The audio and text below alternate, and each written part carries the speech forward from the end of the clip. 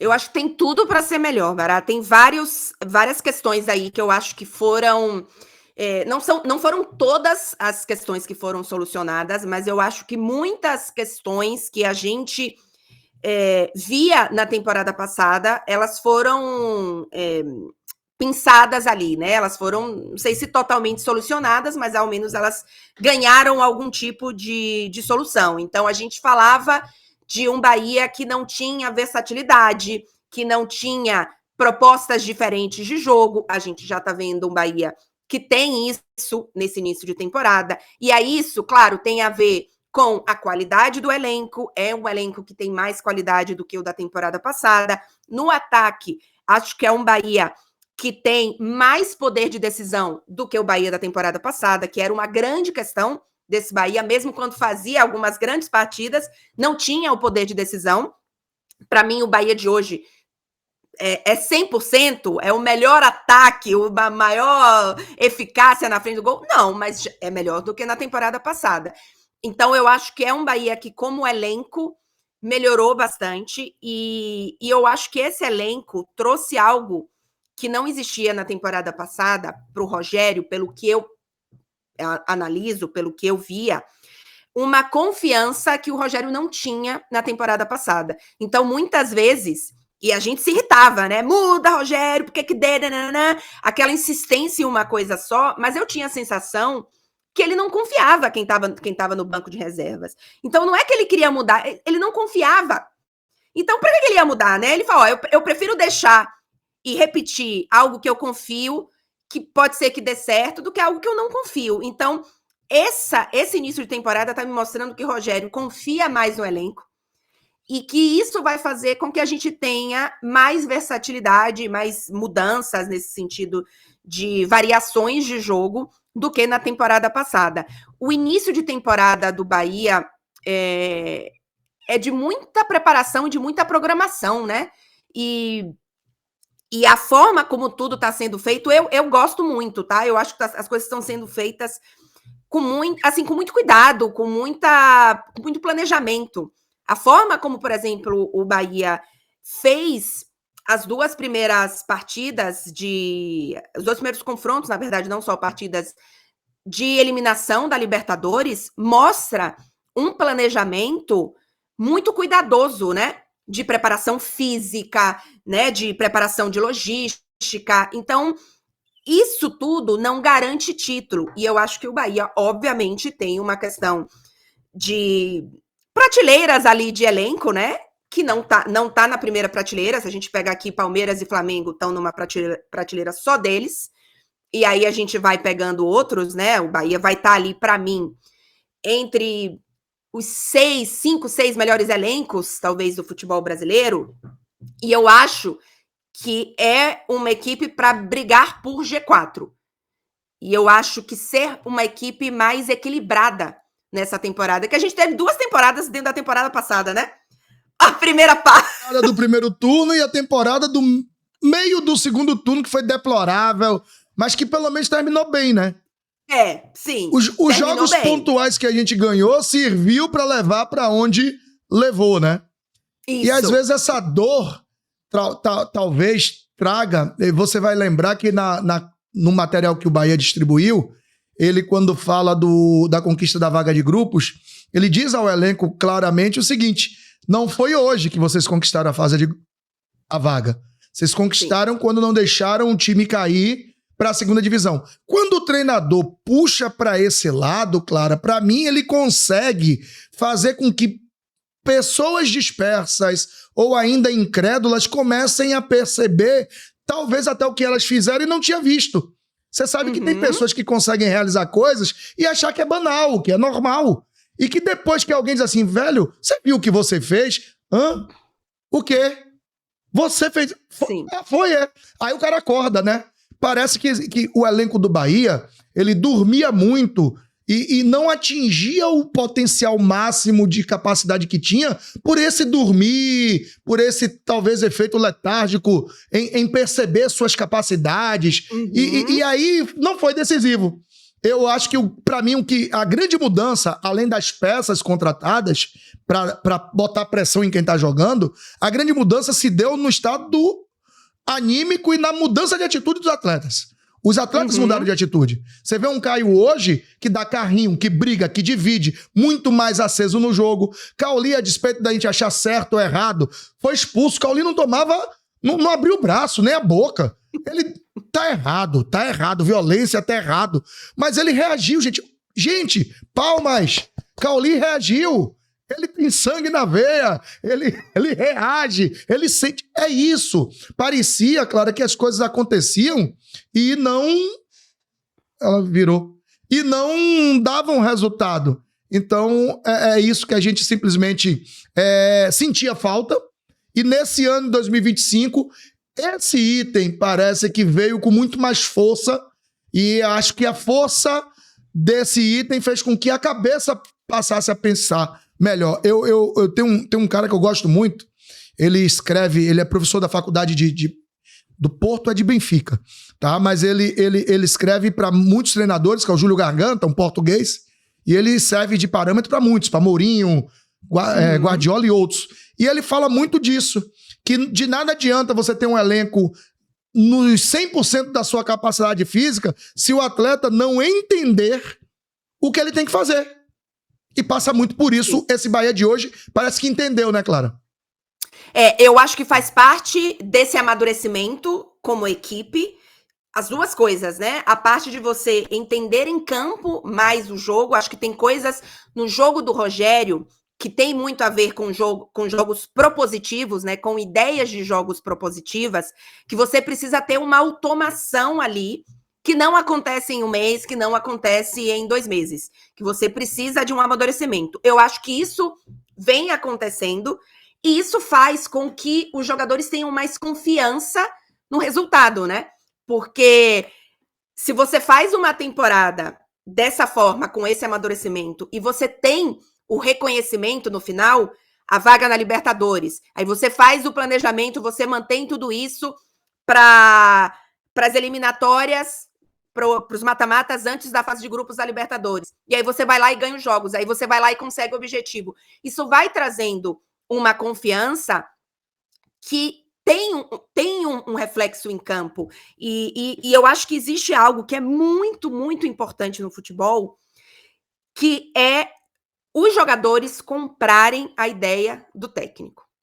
Você pode ter trio MSN. Se eles não comprarem a ideia do técnico, eles podem fazer gol? Sim.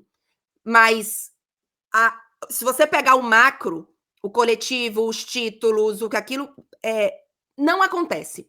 E você pode pegar uma equipe com uma qualidade abaixo, tecnicamente não tão maravilhosa, mas que confia cegamente no trabalho e na ideia, não é nem no trabalho, é na ideia do que é feito em campo, e coletivamente isso funciona. Isso é óbvio, né? Você não pode ser uma ideia maluca que não faça sentido. Tem que ser uma boa ideia, tem que ser um bom treinador. Você precisa treinar a equipe, né? Não adianta, por exemplo, o Dorival Júnior chegar e jogar ali uma ideia se ele não treina o time, né? Então, vamos aqui com calma. Mas isso é muito importante. E eu tenho a sensação que isso está crescendo cada vez mais nesses jogadores do Bahia em relação ao Rogério, em relação à ideia, em relação ao trabalho. Então, a gente começou a falar aqui de início de campeonato brasileiro, né? Quando esses caras entrarem em campo no domingo, a sensação que eu tenho é que é uma primeira partida que vai fazer diferença, talvez, para uma pontuação no G4, para uma vaga direta na Libertadores. Né? E a gente precisa pensar isso desde agora, e não quando chegar lá no segundo semestre e tá desesperado pela pontuação, né? E falar, e aquele empate na estreia contra o Corinthians, né? Aquele 2 pontinhos perdidos. Então, é importante que o grupo tenha essa conexão e essa crença no treinador e no trabalho. Clara, você acabou dando gatilho sobre a própria vaga, conquista da vaga da Libertadores. E aí, na sequência da estreia do Brasileiro, você já tem a estreia na fase de grupos. Como é que você vê esse Bahia para essa fase de grupos? E como é que você vê a preparação, já que desde o início houve um zelo, e aí a gente tá sempre lembrando a frase do Rogério, porque frases fortes, elas nos servem para remeter a conquistas. Quando ele afirmou que o time, mesmo sem ter jogado os 2 jogos, e ainda faltava um jogo de volta da semifinal, quando ele afirmou que estaria na final e afirmou que estaria na fase de grupos, isso traz tudo isso que você falou pro grupo. Confiança, eu acredito em vocês, acredito tanto que já disse que a gente vai estar lá. Falta agora vocês fazerem. Mas agora vem a parte interessante. Lutou-se para chegar a disputar a Libertadores. Não foi direta. Veio para as eliminatórias. Ok. Planejou, treinou, estudou para estar na fase de grupos. Ok. Conseguiu. E agora, Clara, como é que você vê esse Bahia para justamente tudo isso que foi pensado, trabalhado e buscado? Chegou. Faz o que agora? Agora que passou, eu falo isso, tá? Antes eu não falava, não. Mas agora que passou, que bom que tiveram 2 jogos antes da fase de grupo. Porque, querendo ou não, é uma experiência que o Bahia não tinha há 35 anos, né? E muitos do elenco não tinham uma experiência sul-americana, né? Ainda que não tenham vivido caldeirões absurdos, né? Porque o jogo no Uruguai não teve muita cara de Libertadores, se a gente pensar em ambiente, né? Em jogo, sim. Em ambiente, não. Então, ainda que não tenha sido, nesse sentido, o cenário ideal ou igual, ou muito parecido com o que o Bahia ainda vai encontrar, agora que já passou, agora que já classificou, eu falo, que bom que teve, porque serviu ali de lição para muitas coisas, eu acho. É um grupo, para mim, muito equilibrado. Não, sem nenhuma brincadeira. Não me surpreende, não vai me surpreender se o Bahia for o primeiro colocado.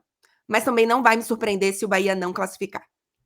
Assim, é um grupo muito equilibrado. Eu acho que o Bahia precisa fazer os jogos em casa, aproveitar a primeira parte, né? São os primeiros 4 jogos, 3 são em casa. A tabela que eu achava, Clara, que seria ruim, no frigir dos ovos, foi fantástica. Porque você faz o primeiro em casa, já sai diante do seu torcedor. E já pode disparar com 3 pontos. E de repente você pega dos males, não vou dizer que é o menor, mas para o momento atual, o Nacional do Uruguai é o que tem jogado uma bola mais modesta do que o de Medellín, do que o próprio Internacional. Então, se o Bahia consegue, eu até falei isso aqui em outras resenhas, se o Bahia consegue, nesses 4 jogos, abrir 10 ou 12 pontos, coloca uma pressão para os outros adversários gigantesca e pode deixar os 2 jogos até como quebra para o Rogério observar o elenco e dar uma atenção boa ao brasileiro. Porque, assim, você faz 2 coisas, né? Se você tem uma arrancada muito boa no início, você coloca pressão nos outros e você coloca confiança em você, né? Então, o Bahia sai, assim, imaginando aqui esse cenário ideal, e eu acho que o Bahia faz um início de temporada muito bom, é um início de temporada muito bom, porque a gente pega, por exemplo, vou dar o exemplo aqui do Corinthians. É uma equipe que tem um ótimo elenco, mas se você pegar o início de temporada do Corinthians, não é um bom início de temporada. Se você assiste aos jogos do Corinthians, você vê que não é uma equipe que está em crescimento, né, que tá fazendo bons jogos, mesmo quando não venceu. É meio que o contrário. Mesmo quando vence, não faz tão bons jogos. E o Bahia, se a gente pegar aqui, vou pegar,